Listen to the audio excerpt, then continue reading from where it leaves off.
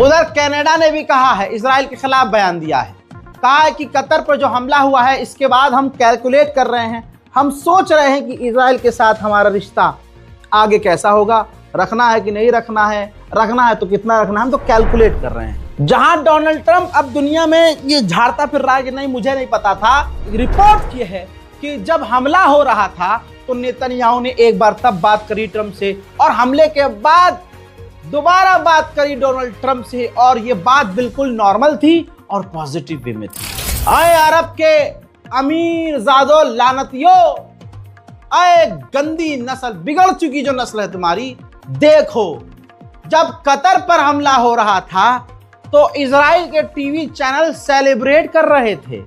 अल्लाह अकबर। आए मुसलमान, तू कितना बेगैरत है।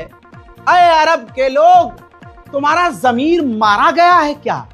अरे हम हिंदुस्तान के मुसलमानों को तो यह लगता था कि हमारा पैगंबर इनमें से है, हमारे अंबिया इन्हीं में से हैं।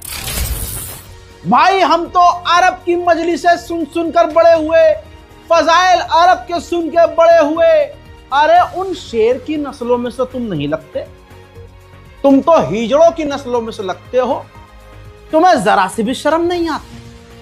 इजराइल के टीवी चैनल पर बैठकर तुम्हारे मुल्क पे हमला होता है तो इजराइल के टीवी चैनल लाइव शैंपेन खोलते हैं, भाई मिठाइयां बांटी जाती। इन तमाम चीजों के बाद भी तुम अगर ईरान की मिसाइलों को रोको इजराइल पर जाने से, तो लानत है तुम्हारी मां पर और लानत है तुम्हारे मुंह पर। आइए अब मेरे सबसे फेवरेट आदमी का बयान सुनिए। प्रधानमंत्री मोदी ने भी कतर के अमीर से बात की। लिखा है उन्होंने कि मैंने बात की, बहुत कंसर्न हूं मैं, काफी परेशान हूं मैं जो दोहा पर हमला किया। इंडिया विरोध करता है, कंडेम करता है। आपत्ति, यानी जैसे अरब निंदा कर रहा है वैसे तो हमारा प्रधानमंत्री भी कर रहा है, भाई हिंदू होते हुए। साफ साफ लिखा है कि हम कंडेम करते हैं जो वायलेशन हुआ है, एक देश की एकता को तोड़ा गया, बॉर्डर को तोड़ा गया, हमारे भाई जैसा हमारा भाई कतर, उस पर हमला जो हुआ। लिखा है मोदी ने ब्रदरली, ये वर्ड लिखा है, we support resolution of issue through dialogue and diplomacy.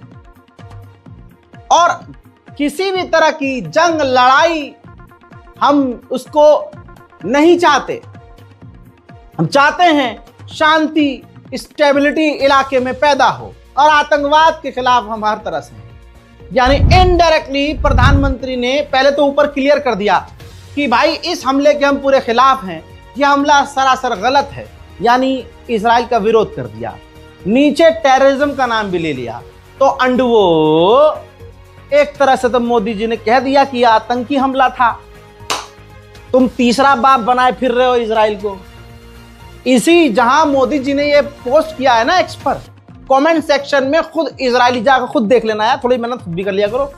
Israeli खुद कह रहे हैं कि इधर तो आप नेतन्याहू को सपोर्ट कर रहे थे और इधर आप कतर को सपोर्ट कर रहे हो। यार बड़ा दोगलापन है भाई। ये दूसरी बात है, हमारे मुद्दे के लिए बड़ी बात है। इजराइल का राष्ट्रपति ब्रिटेन गया था। ब्रिटेन के प्रधानमंत्री से जब इजराइल का राष्ट्रपति मिला तो खबर है कि आर्ग्यू हुआ है, बर्तानिया के प्रधानमंत्री से भिड़ा है। कौन? इजराइल का राष्ट्रपति। बहस हुई और इजराइल के राष्ट्रपति ने कहा कि फिलिस्तीन को मान्यता मत देना, और फिलिस्तीन को मान्यता देने के लिए ब्रिटेन के प्रधानमंत्री तैयार है, और इस पर दोनों में बहस हुई। उधर अमेरिका ने सीरिया के राष्ट्रपति जोलानी को अमेरिका का वीजा और न्योता दे दिया है। बहुत जल्द ये दुनिया का टॉप लेवल का आतंकवादी और आज का ये राष्ट्रपति अमेरिका पहुंचेगा और अमेरिका में शांति के ज्ञान पेलेगा। हिजबुल्लाह के खिलाफ $14 मिलियन के हथियार पेंटागन ने अप्रूव कर दिए हैं। उधर हिजबुल्लाह ने कहा है कि अमेरिका लेबनान को इजराइल के हाथ में सौंपने को तैयार है। उधर मोहम्मद बिन सलमान ने नींद से उठकर फिर कहा है कि गाजा की जमीन फिलिस्तीनियों की है और गजा की जमीन फिलिस्तीनियों से छीनी नहीं जा सकती। तूने क्या किया? इस बकचैदी के अलावा तूने किया क्या है बे? तेरे को अल्लाह ने बहुत ताकत दी है, तू औरतों के खेमों से बाहर तो निकल पहले। एक इजरायली टेक एक्सपर्ट ने ऐसा खुलासा किया कि दिमाग चकरा जाएगा, लेकिन पहले ही झटके में आप यकीन भी कर लेंगे, मैं तो करता हूं। एक्सपर्ट ने कहा कि हमास के पीछे जो है नेतन्याहू है, नेतन्याहू ने ही हमास को फंड किया है और ये सब करवाया है। आप क्या ये सोच नहीं सकते कि जब हमास ने 7 अक्टूबर 2023 को हमला किया, जब अरे इजराइल के एयर स्पेस में एक कबूतर भी बाहर का घुस जाए, इजराइल को पता चल जाता है। ऐसा कैसे हो सकता है? हजारों यहूदी बॉर्डर के करीब जो है अय्याशी मौज कर रहे हो, पार्टी कर रहे हो, रेप पार्टी कर रहे हो, और सैकड़ों हमास के लड़ाके घुस जाएं और इजराइल को पता ना हो। नेतन्याहू ने ही, जाहिर सी बात है, नेतन्याहू ने ही वहां से फौज हटाई थी, सिक्योरिटी घटाई थी। रिपोर्ट ये भी है कि जब ये कंफर्म हो गया कि आतंकी हमला हुआ है, तो हमास को मारने के बजाय इजराइल के टैंकों ने, इजराइल के हेलीकॉप्टर्स ने गोलीबारी और बमबारी की, तो हमास के लोगों के साथ साथ अपने लोगों को भी सैकड़ों की तादाद में मार दिया।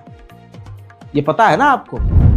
कतर बहुत भड़का हुआ है। कतर ने कहा कि अमेरिका ने हमसे रिक्वेस्ट की थी कि हमास की मीटिंग करवाओ, बातचीत करवाओ, तो हमने करवाई और आपने हम पर हमला कर दिया। हम नेतन्याहू के बयानात की निंदा करते हैं।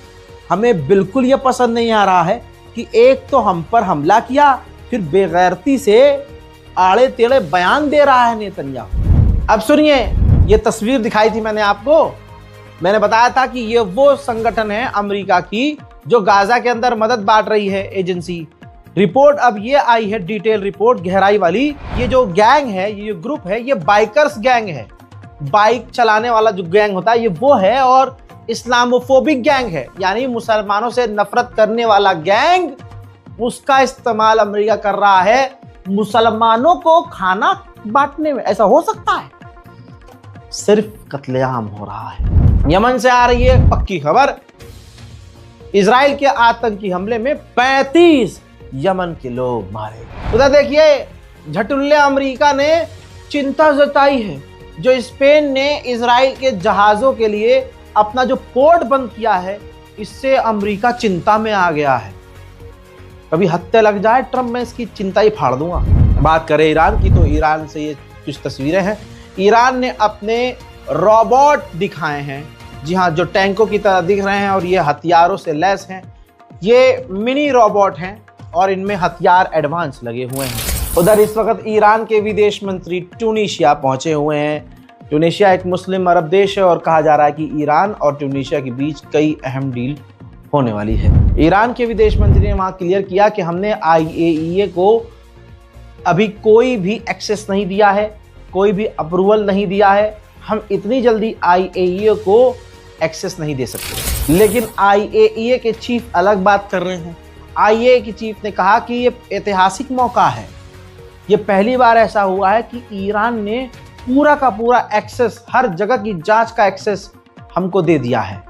अब ईरान झूठ बोल रहा है या IAEA, फैसला आपका है। मेरे दोस्तों, मिडिल ईस्ट डिटेल रिपोर्ट में आज और अभी के लिए इतना ही। इस बारकोड का इस्तेमाल कीजिएगा। बारकोड तब तक काम करेगा जब तक आप 2000 रुपए डालेंगे, या कभी कभी बारकोड काम नहीं करता, ये भी शिकायत मेरे पास है। लेकिन नीचे दिया गया अकाउंट नंबर, IFSC कोड डालकर आप UPI ऐप से बैंक ट्रांसफर पर क्लिक करके अकाउंट नंबर, नाम अली रजा और IFSC कोड डालकर अमाउंट ट्रांसफर करेंगे तो वो हो जाएगा। ठीक, इस रिपोर्ट को शेयर कीजिए। हमारे इस वीडियो को आप डाउनलोड कर सकते हैं और फेसबुक पर, इंस्टाग्राम पर कहीं भी पोस्ट कर सकते हैं, लेकिन हमें मेंशन करना पड़ेगा। हमारी टीम जो सोशल मीडिया पर है, हर जगह नजर रख रही है। कॉपीराइट हम नहीं देते किसी को, ना मैं दे रहा हूं। लेकिन अगर आपने हमारे नाम से कोई पेज बनाया है, फैन पेज बनाया है, फैन पेज चैनल बनाया है, आप हमारी वीडियो डालिए, कॉपीराइट नहीं देंगे हम। लेकिन अगर आपने हमारे असली चैनल को मेंशन नहीं किया है तो आपका चैनल रहेगा नहीं, दिक्कत आपको होगी और फिर बाद में आप मेल करेंगे, परेशान होंगे। हम ऐसा बिल्कुल नहीं चाहते। लीगल तरीके से, बिल्कुल जेन्युइन तरीके से काम कीजिए। आप मेरा साथ दीजिए, मैं आपका साथ दूंगा। साथ देने से ही साथ बढ़ेगा और आवाज दूर तक जाएगी। उम्मीद है कि आप लोग समझ चुके होंगे। इस रिपोर्ट को शेयर कीजिए, अपनी राय कमेंट में लिखिए। मैं हूं रजा और आप देख रहे थे रजा ग्राफी अनस्क्रिप्टेड। जय हिंद।